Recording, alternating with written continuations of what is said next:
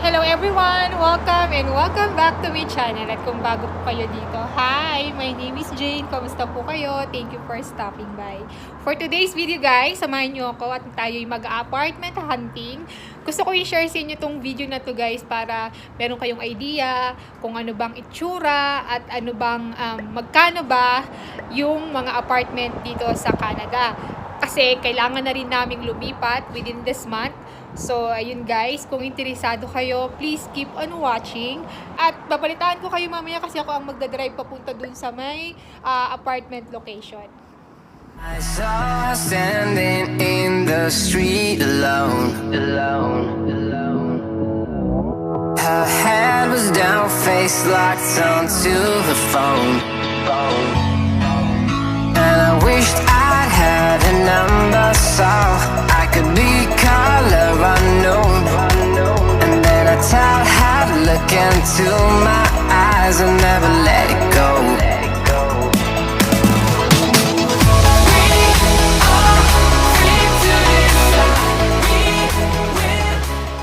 Hello guys, nandito na kami ngayon sa labas ng apartment. So ayan siya. Ganyan yung itsura ng apartment dito. Outside.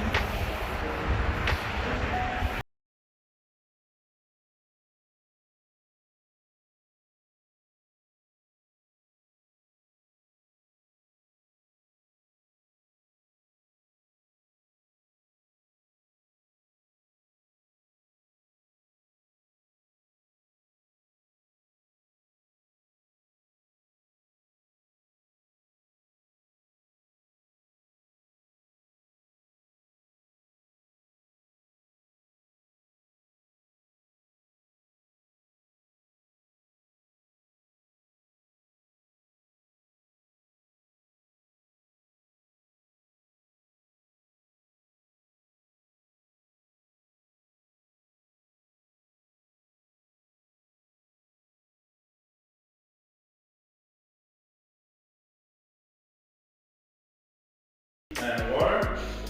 You just need to get your own cover and stuff. You guys know the area is not so Yeah. good, right? Yeah. It's the west side. But I have another one at a better building.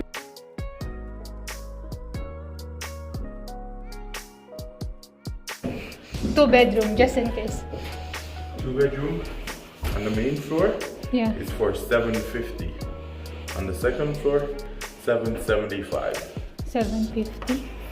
I can show you them in the bedroom when we're done.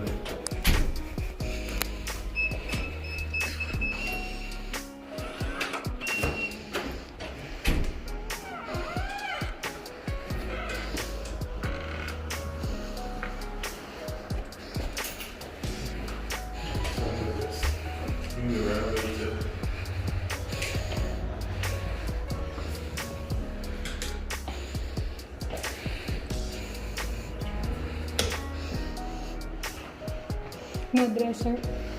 I just that one. The closet door? Yeah, we can put that in. 675 daw. $675.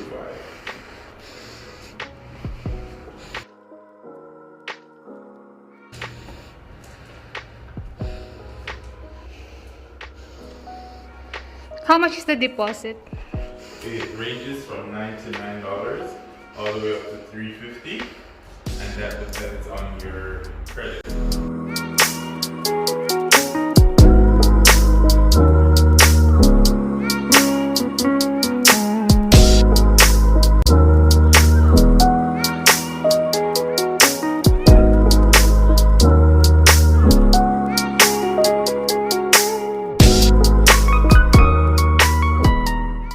In-suite laundry, not at this apartment complex.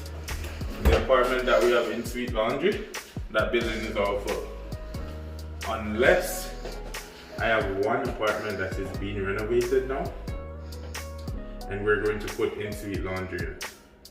But that one is more expensive. It's like $875. And it's on the main floor. But this one is not bad because the laundry room is just right there. And this one is newly renovated too.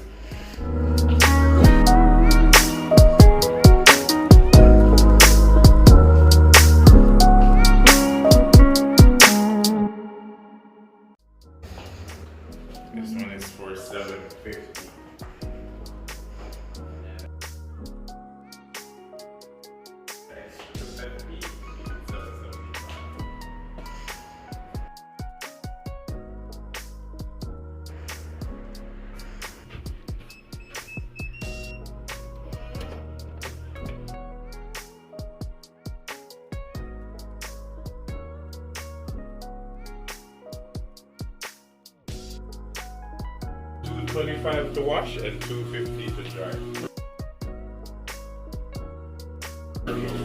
You'll get a laundry card when you move in. You just top it up at my office or any Shell gas station. I had a number so I could be color unknown. And then a towel had a look into my eyes and never let it go.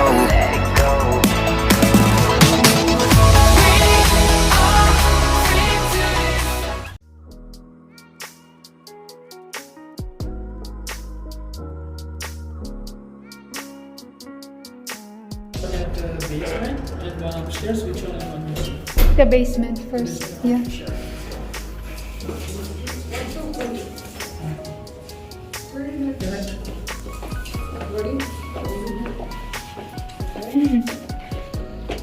Thank you.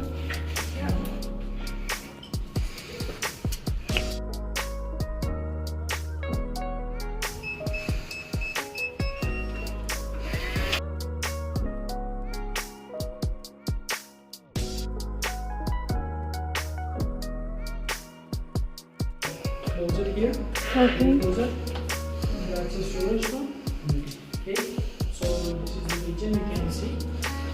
Yeah. You have a new gas stove. Right.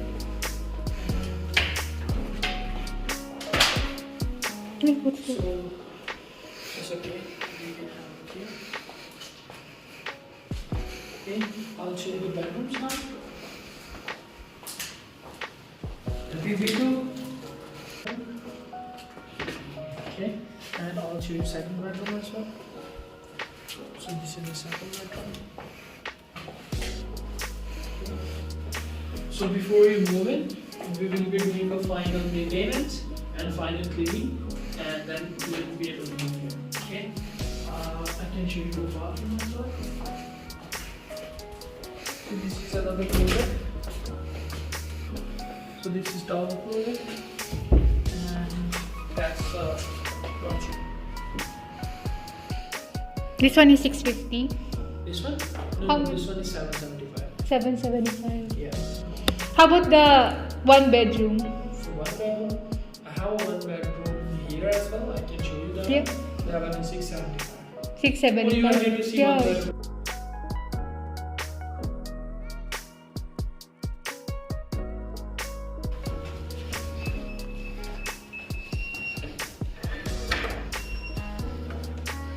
This is one bedroom. Yeah, this is one bedroom. So same thing, the storage room. We close it here, right? And so this is the kitchen. So we are just cleaning everything up. We painted the walls, and this is the bedroom. This is the bedroom. Same thing. Close it here. We close it. So we are just cleaning this, so it'll be done by Monday, and then we can get it on that. Yeah.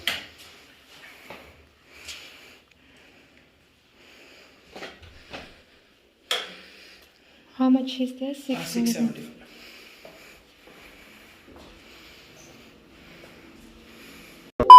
Hello guys! Ngayon, nandito na ako sa bahay. Gulat kayo na kanina. Nasa labas lang ako ngayon. Nandito na ako sa bahay. Bigla kasing nag-snow. So, umuwi na kami kagad. Meron din kasing snowstorm warning dito sa lugar namin. So, yun po. Meron na po kayong idea kung ano po yung itsura ng mga apartment dito sa Canada at kung magkano po. At saka kung ano po yung mga kasama na doon. So, yun nga. Doon sa apartment na pinuntahan ko, yung pinakamura po ay 650 Canadian dollar monthly. Kasama na yung heat at saka yung water, pati yung fridge at saka yung gas range. So, kasama na po yun dun sa rent. At laminated naman po lahat yung kanilang floor. Renovated naman po. Bago naman po yung paint. So, yun po yung mga maganda dun sa apartment. Pero guys, kaya lang siya mura. Ang napansin ko po kasi dun din sa location niya. So, paghahanap po kayo ng mga apartment dito sa Canada, i-check nyo rin po yung location kung maganda po ba. Kasi sa pinuntahan ko kanina, medyo narinig nyo naman sa sinabi ni Kuya, hindi maganda yung ambience. Parang medyo may amoy. Ewan ko kung saan nanggagaling yun. At saka sabi niya kasi nasa west side sila. So, consider nyo yun guys bago kayo tumira dun sa apartment. So, marami naman po apartment dito sa Canada. Medyo tumataas lang po talaga yung presyo pagdating sa location. So, yung pinuntahan ko kanina guys, para yun sa mga low income na apartment. So, kaya ganun yung itsura. Pero kung kaya naman po ng budget nyo, meron naman din pong mga magagandang apartment dito sa Canada na nagre-range po siya ng 850 pataas. Maganda na po talaga yon at maganda na rin po yung location. Dito rin guys sa Canada, pwede rin po kayong mag-apply ng housing. Meron din po kasing mga organization dito na tumutulong sa mga low-income family. Pwede po kayong mag-apply doon. Check nyo po doon sa province nyo o sa lugar nyo kung ano po yung pwedeng tumulong sa inyo pagdating sa housing. So, dito guys, sa lugar namin, meron ditong Saskatchewan Housing Authority. Sila po yung mga humahanap ng bahay para sa mga low-income. So, i-check po nila yung inyong monthly income at kung ilan kayo doon sa family na nagtatrabaho. At maglalagay po ako ng mga link ng website kung saan pwede po kayong makahanap ng mga apartment, pwede rin basement, bahay, or bedroom po na kakailanganin nyo pag dumating kayo dito sa Canada. Ilalagay ko na lang po yung link sa description sa baba. And yun guys, yung tips ko sa inyo kapag maghanap kayo ng mga apartment dito, wag po kayong mahiya na humingi ng discount. Usually po kasi pag nag-apply kayo dito sa Canada ng apartment or kahit sa basement or bedroom, minsan nagbibigay po sila ng mga incentives or discounts sa mga new tenant. Kahit ako, nanghihingi rin ako ng discount. At yun nga pala guys, yung tip ko rin sa inyo, kapag naghanap din kayo ng apartment dito sa Canada, try nyo pong maghanap ng apartment na meron ng in-suite laundry. Ayun yung tinatanong ko kanina kay kuya. Sabi niya, medyo mahal yun. Yung in-suite laundry guys, may sarili kayong washer at saka dryer dun sa inyong unit. Kasi guys, dun sa laundry sa building, medyo disappointed ako kasi nga, syempre, hindi nyo mo naman alam kung sino yung mga iba pang naglalaba doon. Hindi mo rin alam kung ano yung mga sinasalang nila doon. Baka mamaya kasi kasama yung mga basahan, 'di ba? So, ayun yung tinatanong ko kay kuya. So, meron din pong mga apartment dito guys na may kasama ng in-suite laundry na medyo mura din. So, wala pa akong nahanap kasi doon sa dating lugar namin, mura siya, meron na siyang kasamang in-suite laundry. So, isa po yan guys sa tips ko sa inyo. Tapos, yung huli, ang napili nyo naman po na tirahan dito sa Canada ay mga basement or bedroom, lalo na pag isa lang po kayo, pag kinausap nyo po yung landlord, as much as possible, i-negotiate nyo sila na lahat po included na. Pero usually naman dito guys, madalas po pag nagpaparent sila, pag bedroom or basement, utilities included na po. Pero meron ding mga landlord na hinihiwalay nila yung utilities. So, hanap lang po kayo kung saan kayo makakatipid. So, yun guys. That's it for today's video. Sana na-appreciate nyo or nagustuhan nyo tong video ko na to. And if you do guys, please hit the like button. At kung meron po kayong mga question, feedbacks, feel free to comment. I want to connect with you in the comment section. And don't forget to subscribe in my channel at hit yun na rin po notification bell para ma-notify kayo sa aking mga next video. Thank you again guys for watching. Lagi po kayo mag-iingat. Bye!